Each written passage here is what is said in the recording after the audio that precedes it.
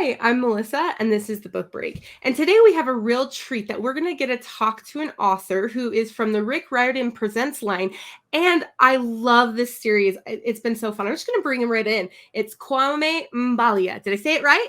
You got it. Yay! Okay. So, Kwame, you just had the third book in your Tristan Strong series come out. So, for those that haven't had the opportunity to read your series yet, oh, I love it. Tell our viewers more about it.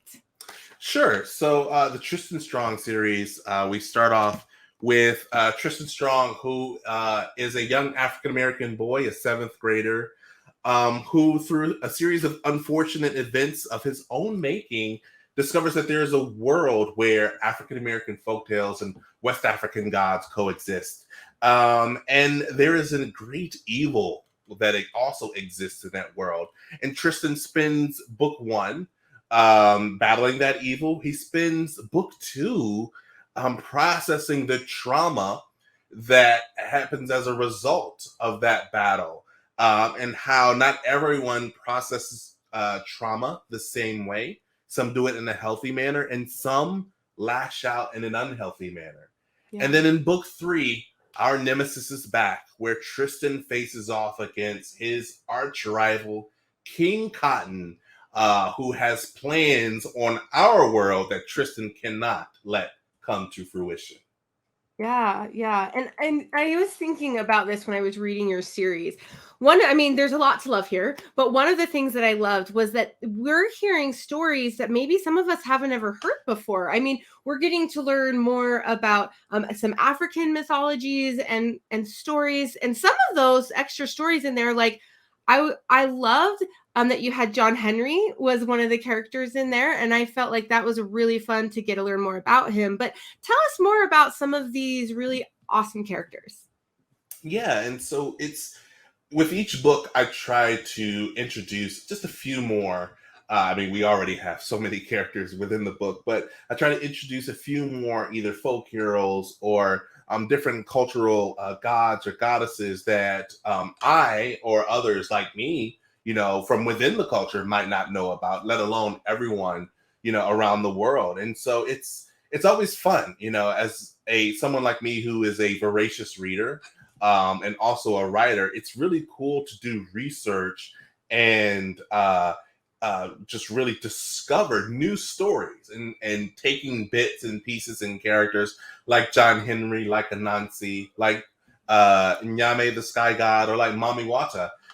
Taking these characters and bringing them into a contemporary setting, seeing how they would exist. How does Anansi use a cell phone? Who's Nyame's favorite basketball team? As well as, the point of the books, which is to defeat this evil. It's really fun. It's cool and it's fun. And I learn and I try to just drop those little breadcrumbs in so people who aren't familiar can go off and explore on their own if they want to. Yeah.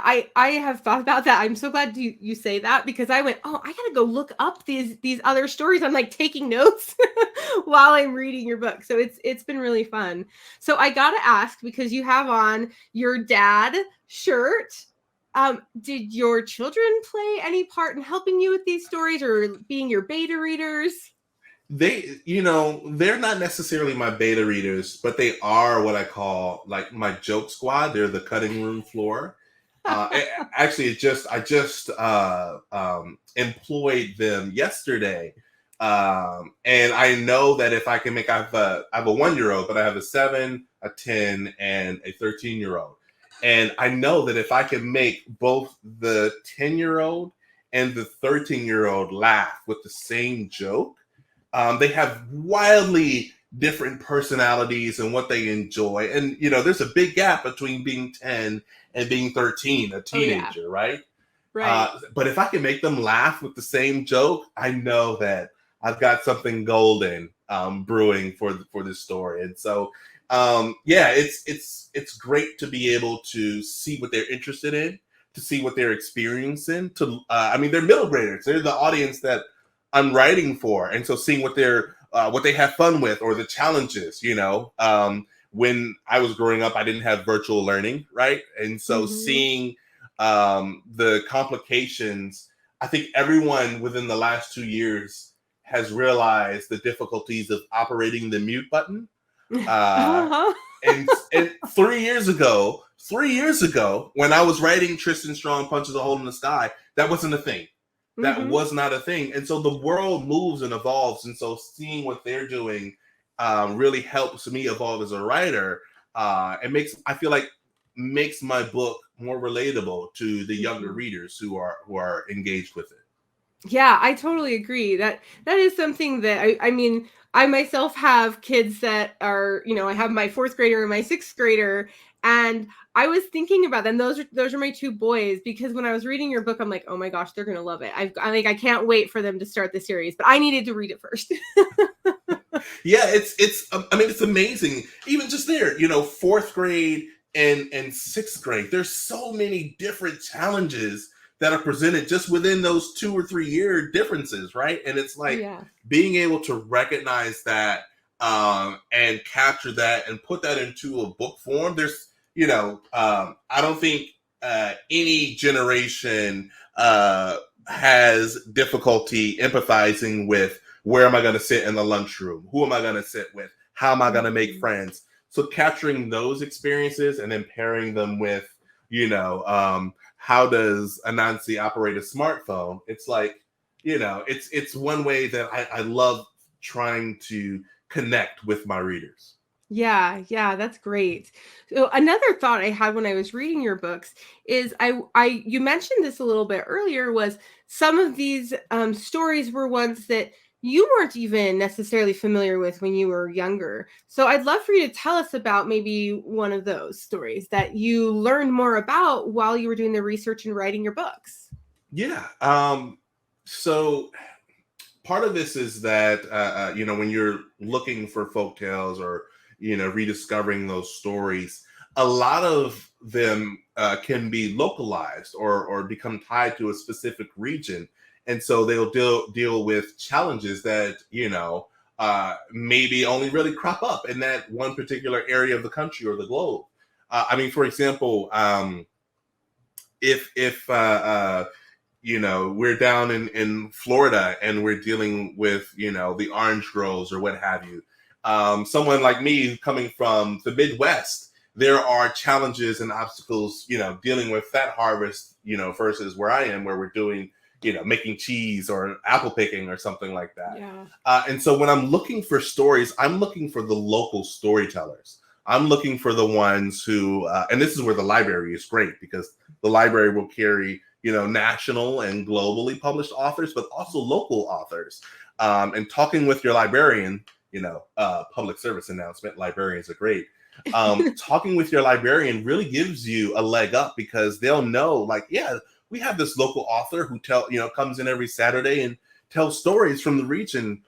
Whether you're in Appalachia or whether you're along the Atlantic seaboard or whether you're, in Texas somewhere.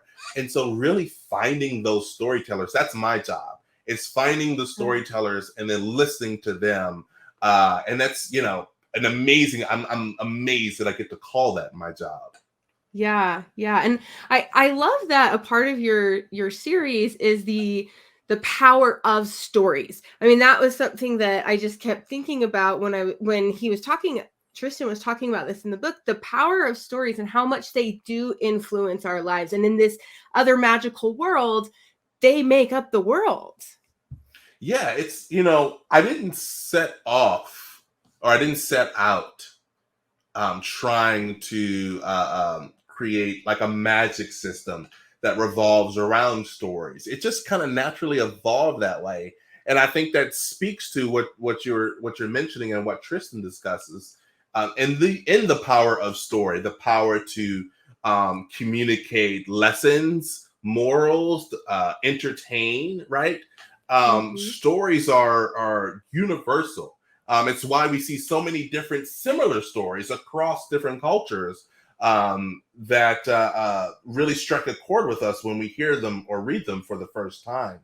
But for Tristan, having the literal power, his literal magic be, stories come to life when, I tell them, or I can, if I clutch this particular Adinkra symbol that you can actually, hold on, let me get my camera system right, that you can actually see right here. If I clutch this a little Adinkra symbol on my bracelet, I get to see the stories that make up the world and the fabric of the universe around us. And there's something amazing about that, right? Because you get to see the stories that have been told and the Yeah. stories that may have been buried a little bit. And Tristan, as a traveling storyteller and gatherer, gets to really share that with the world. Yeah, yeah. I just thought that was a really, really fun element of this book. So you have other things we haven't had time to talk about today, but where can our viewers learn more about you or connect with you? Yeah, I mean, you can always find me on my website at kwamembalia.com. You can also find me way too often. I need to dial it back a little bit on Twitter at KSEKOUM, where I will be professing my love of all things fantasy and romance and adventure. Love it. But I need to, you know, I need to hop off of Twitter on occasion. I spend way too much time on there. Well, it's good practice for writing short things because you have to be succinct with what you write on Twitter, right? You have no idea how many drafts I go through my tweets. It's like, too long, too long, too long. Oh, that's really funny. Well, thank you so much for being here with us today. It's been great chatting with you. Thank you for having me. I really appreciate it. And thank you to our viewers, and we will see you next time.